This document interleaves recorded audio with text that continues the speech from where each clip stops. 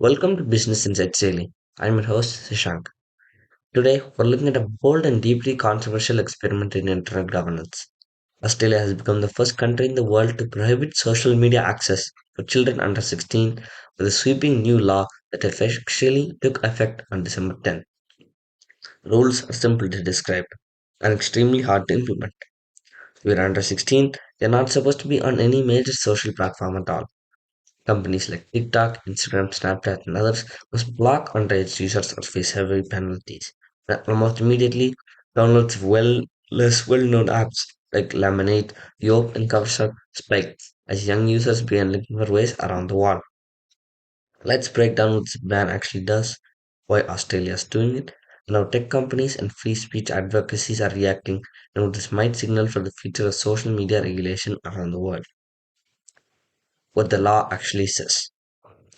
Australia's under 16 social media prohibition is in many ways the most aggressive move any major democracy has made to limit kids' use of social platforms. At a high level, the law bans access to designated social media platforms for anyone under 16, not just signups, but principal existing users as well. It requires platforms to verify users' age using robust measures, things like ID checks, third-party age verification services, or AI-based age estimations, rather than just asking people to type in a birth date. This imposes significant fines, potentially in the tens of millions of dollars for platforms that knowingly or negligently allow under 16 users to maintain accounts. The initial list of covered platforms include the usual suspects: TikTok, Instagram, Facebook, Snapchat, X, and other mainstream social networks. Messaging first services and professional networks are being treated somewhat differently. The core idea is clear: algorithmic, feed based social environments are off limits to children.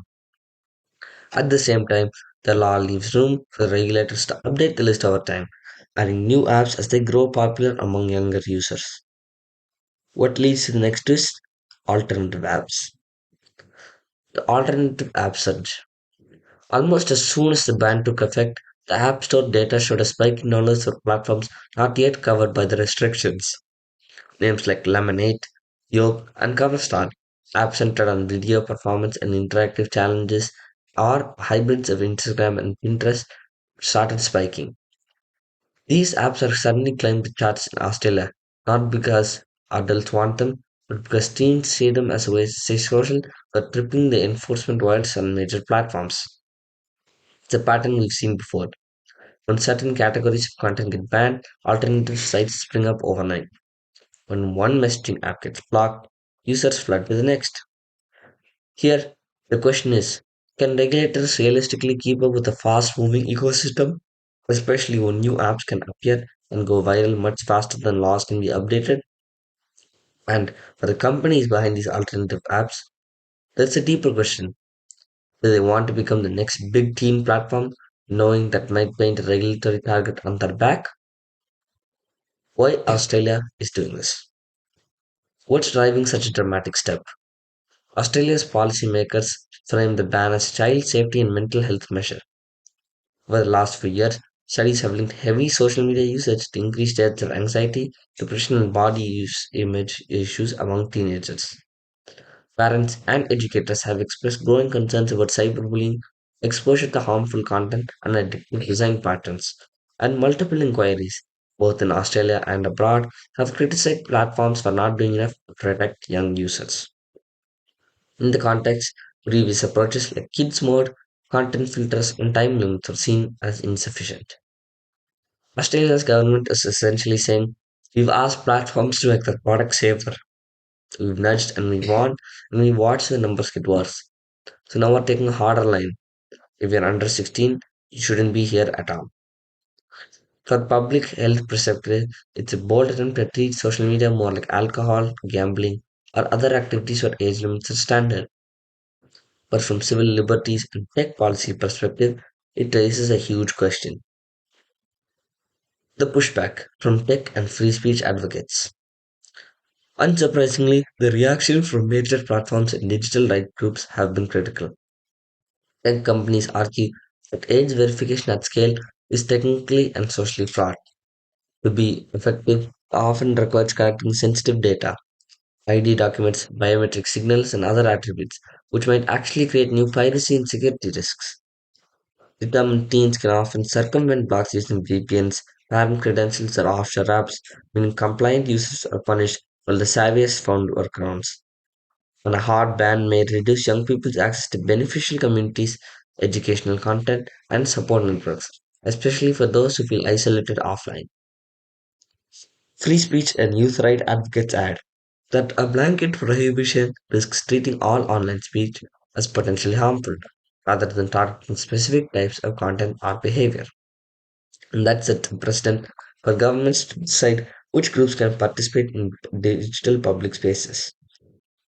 Some critics argue alternatives, strong design restrictions, for example, limiting algorithmic read and infinite scrolls run writing, more granular parenting rules and transparency requirements, as well as mandatory risk assessment and independent audits of how platforms impact child well-being. Australia's government, on the other hand, insists the ban is proportionate to the scale of harm and will be reviewed over time as data comes in. But that leads to one of the most important and hardest questions. How will we know if it works? For the last 15 years, the most big social platform was designed as one product for everyone, with some age gate friction at the front door. Kids could join, often by lying about their age, and the system treated them mostly like adults, with a few filters walled around. Australia's law is a blunt instrument saying, no, kids are fundamentally different users with different needs, and we're going to draw a hard line. Whether or not you agree with that approach, it forces everyone into the ecosystem founders, investors, regulators, and parents to confront a set of design codes. If you are building social media from scratch, knowing what we know now, would you design a single product for 13-year-olds and 45-year-olds? Should there be a dedicated, tightly curated social space for minors?